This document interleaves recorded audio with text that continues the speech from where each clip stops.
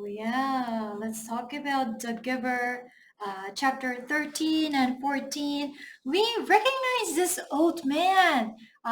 He is the giver. And then who do you think this little girl is, everybody? Rosemary. Yeah, she was the previous successor to the giver. Yeah, and the giver is about to give something to Rosemary, but he seems really hesitant. What is he about to do, everybody? He's about to give the painful memories. Yeah, he finally did. But after doing that, what did Rosemary do, everybody? Yeah, she ran to the elders and asked for a release. Right now, it is not allowed for Jonas to do that. I think a new rule has been made since then, but back then it was allowed for the receiver to ask for a release, and that's what she did. So this attempt for the memory transmission, it failed. Okay. All right, let's move on to the first discussion topic. Is pain necessary in order to gain wisdom? Well, in my personal opinion, I think a certain level of pain is necessary to gain wisdom because, first of all, as I said before in our previous discussions, only after we go through the pain, we become more thankful and appreciative for the joys in our lives that we don't take them for granted. Also, with the knowledge we gained from pain, we can help other people. Let's take the giver as an example. He had the knowledge of what hunger feels like. So the elders asked him for advice, uh, and then he said no to that. Do you guys know what kind of matter it was that the elders were asking about? Oh yeah, the elders asked the giver, what do you think about every family having 3 children from now on? But then the giver said no to that. Why did he say no to that, everybody? Oh yeah, because if every family starts having 3 children, then there's going to be a problem with overpopulation. Then the people are going to suffer from hunger. So the giver experienced the pain of hunger, but he is using that to help other people, right? Also, if we experience pain in our lives, we can use that to extend empathy to other people. We can relate more easily to other people's sufferings. For example, Jonas saw the elephants in his dream, and in that dream, at first, the elephants were having a peaceful time, but they were attacked by the hunters. So one elephant was mourning and crying over the dead elephant, and he woke up from the dream. Because he had that memory of pain, he was able to relate to the sufferings of the animals, and then he was able to realize how precious each animal life is. And he tried talking about the animals, especially the elephant, with Lily, but Lily just couldn't get it. So if we have the memory and the knowledge of pain, it facilitates communication. But the people in this society, except for Jonas and then the giver, they don't really have the knowledge of deep feelings or emotions. So Jonas bravely asked that question to his dad. Dad, do you love me? But dad and mom, they were surprised. Oh, Jonas, why do you use that kind of old term, obsolete concept? Like that concept doesn't exist in our world any longer. Why don't you use enjoy instead? Do you enjoy me? My answer would be yes, Jonas. I enjoy your existence. So in this society, people are shielded from pain. They're kept safe.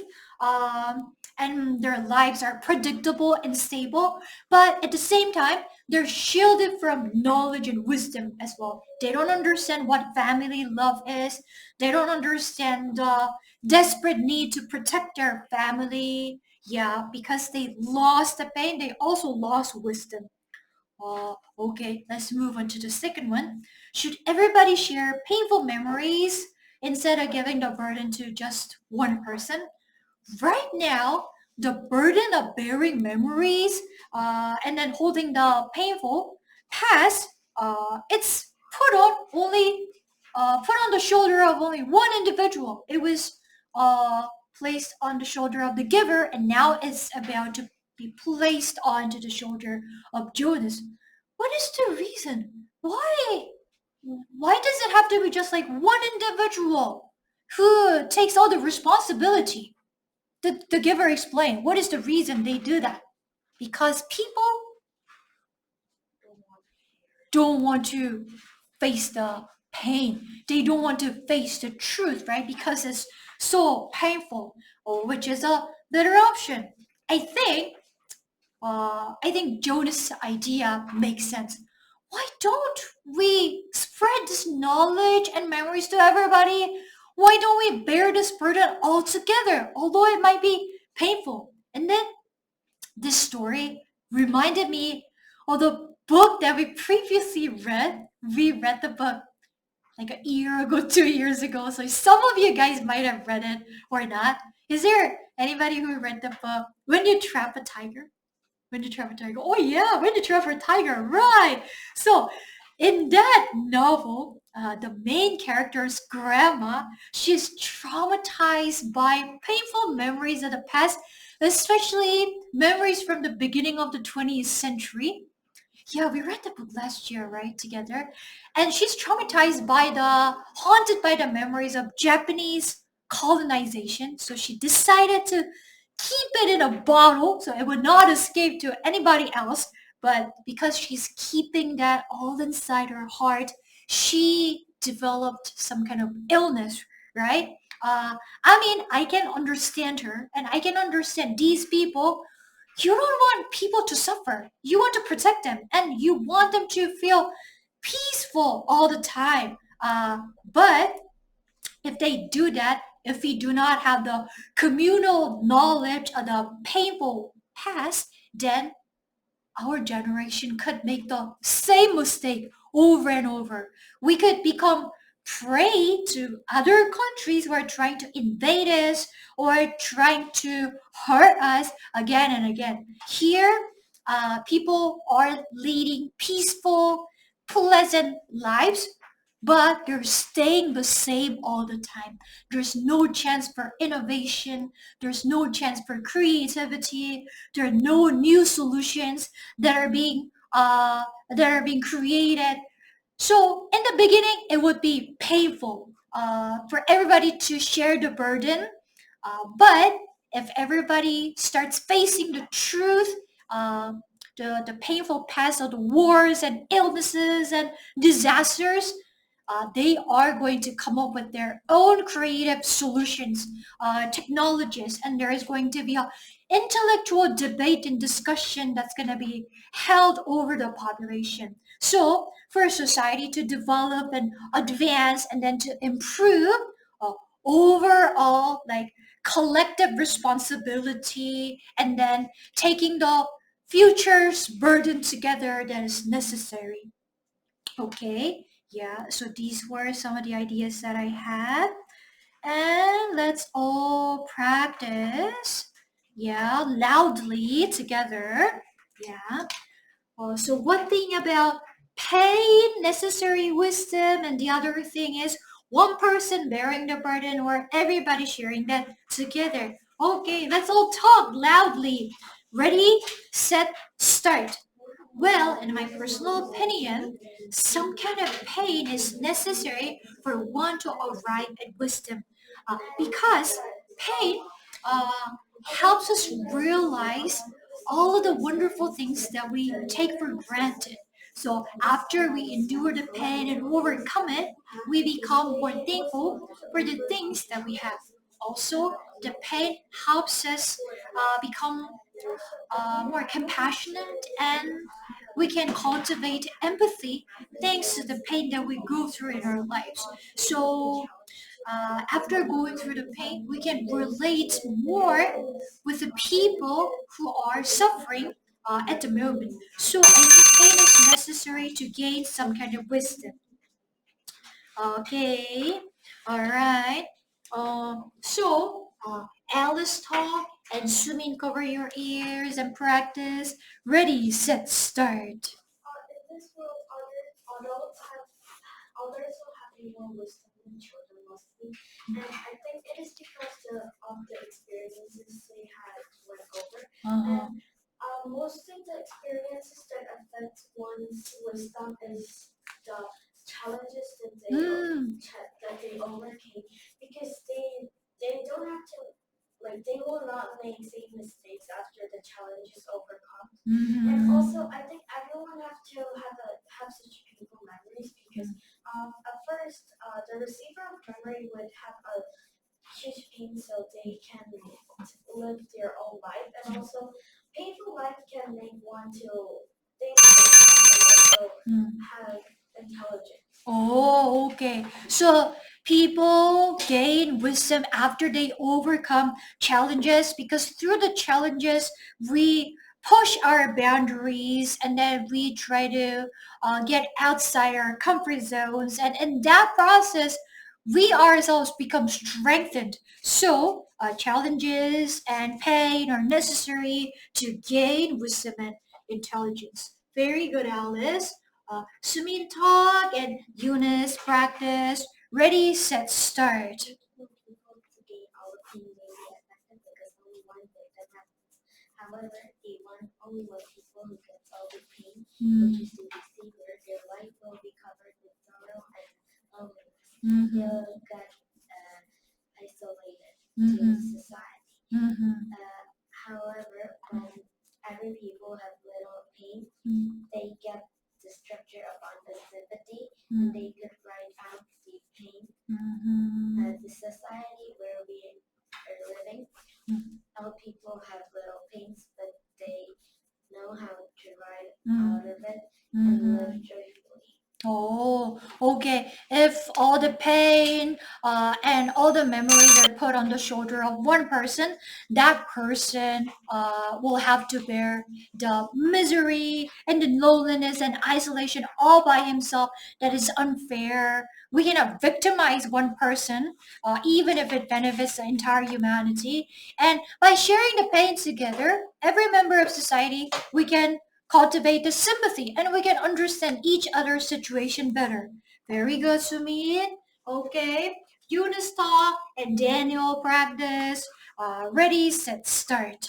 Wisdom comes pain because we need to navigate our own path.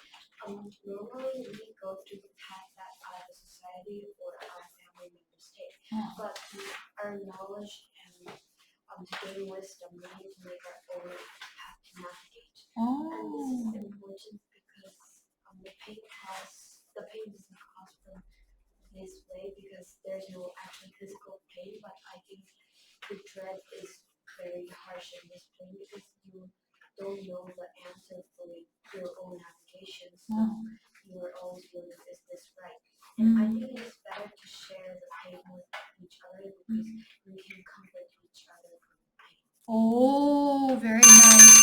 So like if we just take the path that we are used to, that our predecessors went on, and if we copy them, it is impossible to gain unique self-identity and then our own voice. But if we embrace challenges and then if we carve out our own identity, we can develop our own voice and own life and own self-identity.